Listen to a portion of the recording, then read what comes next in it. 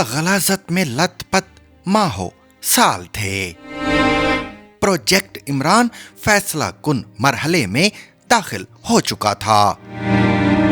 نواز شریف نامی بھاری بھرکم پتھر کو راستے سے ہٹانے کی حکمت عملی طے پا رہی تھی۔ پیناما کی زنبیل فتنہ کھل چکی تھی۔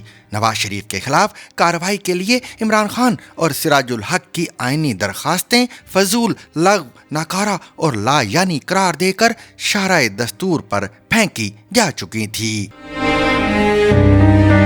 عین اسی وقت منصوبہ سازوں کو ایسے ججوں کی ضرورت پیش آئی جنہیں چکنی مٹی کی مورتیوں کی طرح عدالت کی کارنس پر سجا کر حسب ضرورت مرضی کے گگو گھوڑوں میں ڈھالا جا سکے۔ جانے یہ کس ساحر کی ساحری تھی کہ آغوش عدل نے ثاقب نثار نامی ایک نابغہ جنم دیا اور پھر ایسے نابغوں کا تانتا سا بند گیا۔ دسمبر 2016 میں مطلع عدل پر یہ چاند طلوع ہوا۔ دنوں اور ہفتوں میں موصوف کے ایسے جوہر کھلے کہ خلق خدا دانتوں تلے انگلی دابے تصویر حیرت بنی سوچتی رہ گئی کہ ایسی چنگاری بھی یا رب اپنے خاکستر میں تھی۔ پھر تو چنگاریوں کی پھل جڑیاں سی چھوٹنے لگی۔ ثاقب نثار کے بعد آصف سعید کھوسا، کھوسا کے بعد گلزار احمد اور گلزار کے بعد عمر عطا بندیال۔ 31 دسمبر 2016 سے شروع ہونے والی آتش بازی 16 سپتمبر 2023 تک اپنی رنگا رنگ روشنیاں بکھیرتی رہی۔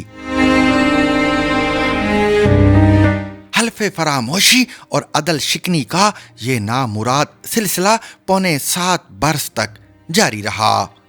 اس قبیلے نے ایسے ایسے فیصلے صادر کیے کہ زمین و آسماں لرز گئے، لیکن ان کے ماتھوں پر ندامت کا ایک قطرہ تک نہ جھلملایا۔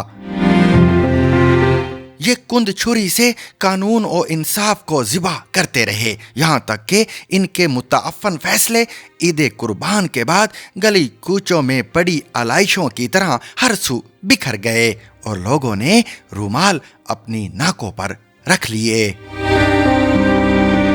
ان دنوں قاضی فائز عیسیٰ یہ آلائشیں ٹھکانے لگانے میں لگے ہیں، لیکن جانے کتنا وقت لگ جائے۔